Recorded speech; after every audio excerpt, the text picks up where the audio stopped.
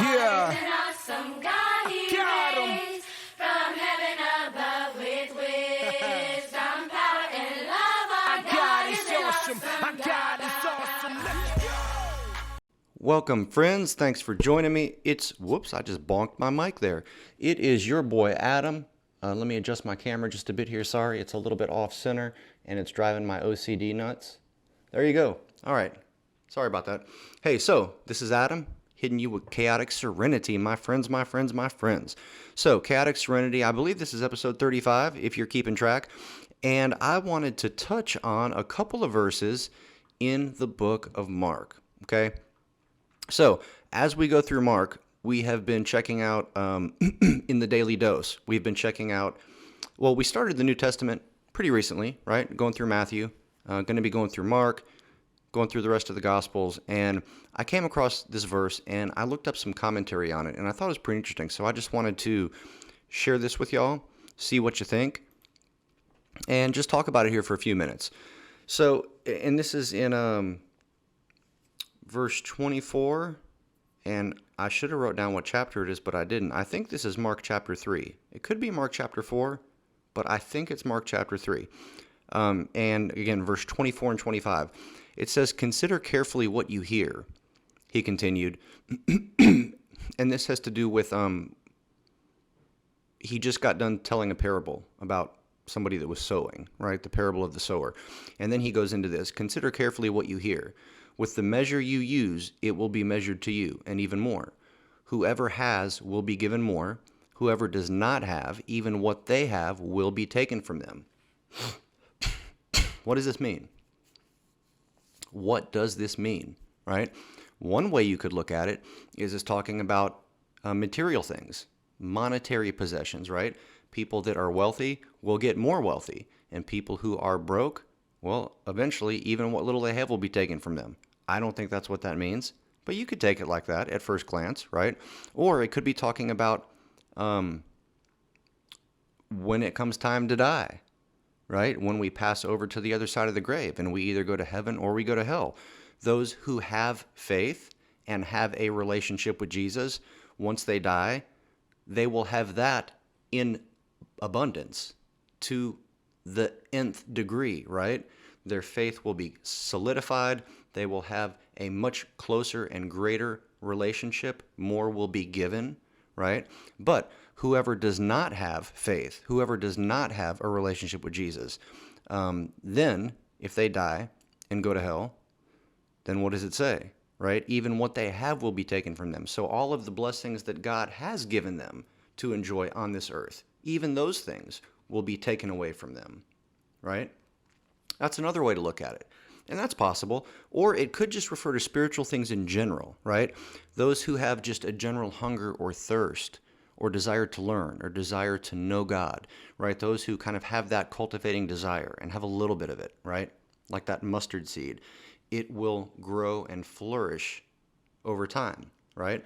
And those who do not have any concern for God or care for the things of the Lord or fear of the Lord, those people who choose to not go there and not have that, ultimately they will grow farther and farther and farther away, right? That's another way that this could be looked at. So here's a couple of comments from some commentaries that I read. This verse is frequently misunderstood. Jesus is not talking about riches, talents, blessings, or influence. He's talking about insight into his message. Mark 4:24 explains that those who have wisdom into spiritual things receive that wisdom because they ask for it. We learn that in Matthew 7:7 and 8. When we continually fill up our hearts with as much of God's wisdom as we can take in, it multiplies. If we only accept a little truth about Jesus, it will have neither the context nor the mass to stay in our hearts. Wisdom doesn't stay if it's not reinforced. I think that's true about any kind of knowledge, right? Like if you learn something new, if you don't practice that skill over and over again, you're probably not going to remember how to do it for very long, right? And one good example of that is I work in the cable industry, telecommunications, right? I have never been a fiber optic cable splicer, although I have spliced some fiber optic cable. You follow me? Okay? That's not something that I do or have ever done on a daily or regular basis, but in the midst of working on coax cable and dealing with RF in the form of radio waves before they turn into light at the higher frequencies, I dealt pretty much with coax. That was my world. Hybrid fiber coax network, but I primarily dealt with working on the fiber and working on the coax, but not so much splicing the fiber, okay? So there were a few times where people taught me how to splice fiber optic cable. It wasn't super difficult. You just got to know the steps and follow the steps, and then you use this cool little machine that takes these little pieces of glass that are about the size of a human hair. You put these two pieces of glass, butt them up together in this machine. The machine aligns them and shoots a little zap of energy that heats them up and melts them into one solid piece of glass. Okay? It's actually crazy. It's mind-blowing how much information can be transmitted on that one piece of glass that's the size of your hair, right? Think about this. How big is the neighborhood that you live in, right?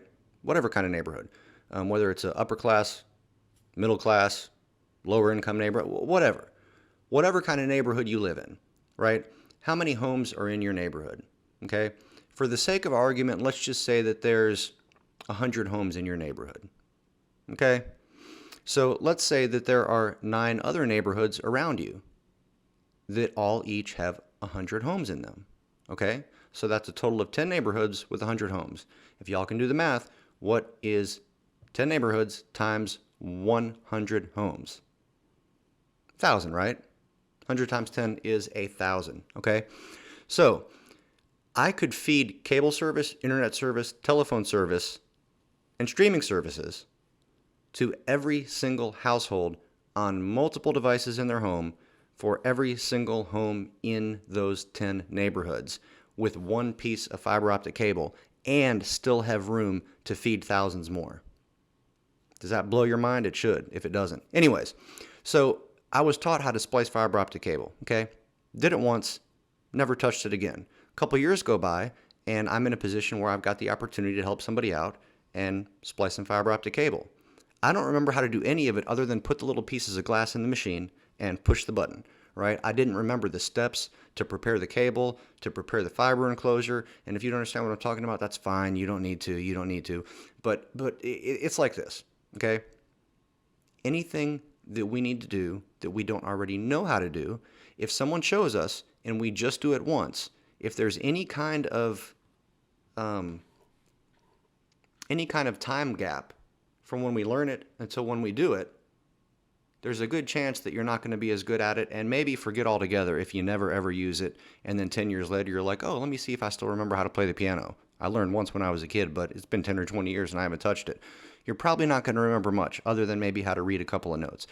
Anyways, sorry for the rant, but wisdom doesn't stay if it's not reinforced. Okay, I believe that. So then it goes on to say, this is similar to learning a foreign language. A student who studies for years and spends time in an environment where the language is spoken will understand more and more. That's a really good analogy. Becoming fluent in ways that can't be formally taught. And I can attest to that, right? I took Spanish in high school for a number of years, and then I went to go work in a restaurant. Okay, started bussing tables when I was 16. Then I became a dishwasher. Then I became a cook, and so on and so forth. There were a lot of Spanish speakers that were working in the restaurant industry. Okay, so I would use some of my Spanish I learned at school, and they would look at me funny, like, what is this dude talking about, right? But then they taught me some of their slang, and they taught me, I'm not just talking about like 4-letter words, right? I'm just saying certain phrases that were specific to their culture that would not necessarily be taught in school. You know, I learned how to say certain things, and I could say them to people that were, say, from Mexico, and they would understand me. But if I went to someone who was from, say, Cuba, they might not understand what I was talking about, right? So there's kind of different dialects and different ways words are put together, even within the Spanish language. So this is so true that you can only learn so much from a book. It's not until you get out into the real world and utilize the language, the skill, whatever it is that you've learned, that you're going to learn even more about it, right? Because that's when you start running into problems, when you're outside of the classroom, right? Stuff they didn't teach you. So, but if they study for a while, then stop practicing the language and resort to using a smartphone app to give them a few words, they will quickly lose everything they learned. That's very true. That's a very good point, right? In Capernaum, Jesus is inundated with people who want to be healed. Mark 3:7-10 is where that's talked about, okay? They listen to some of his teachings, but they bring only a small measure of patience, interest, and submission for Jesus to fill with his message. Okay? Mark 4:33. The 12 and the other disciples stay with Jesus, and they ask for more, right? They're like, hey, we want more. Tell us more. Tell us more. While some people just come to get a little bit, and they're like, whatever, I don't even really care. And then they leave. This speaks to a hard message that is also touched upon in the parable of the talents, which comes in Matthew 25:14-30. It is possible, I want you guys to hear this because this is biblical. It is possible to hear and understand and even accept a portion of Jesus' message, but not be saved, not be a believer, right? It's not just in the hearing, it's in the trusting, it's in the believing, it's in the loving. As James would say, it is in the doing. Can I get an amen? Again, it is possible to hear and understand and accept a portion of Jesus' teachings or message, but not be saved. The slothful servant who refuses to invest his master's money shows he does not trust his master, and he is sent into the darkness. His lack of works gives evidence to the fact that his faith is dead. James 2:26. It's a reference to that. Jesus warns his casual listeners that following him and receiving his salvation requires more than picking and choosing what we want to believe. And that's backed up in Matthew 7:21-23. So I think that was a very good discussion, very good commentary, and a very good look at just those couple of verses from the book of Mark that that I think we can glean a lot from. So thanks for being here. Appreciate your time. Again, this was Chaotic Serenity. We'll see you next week. Deuces.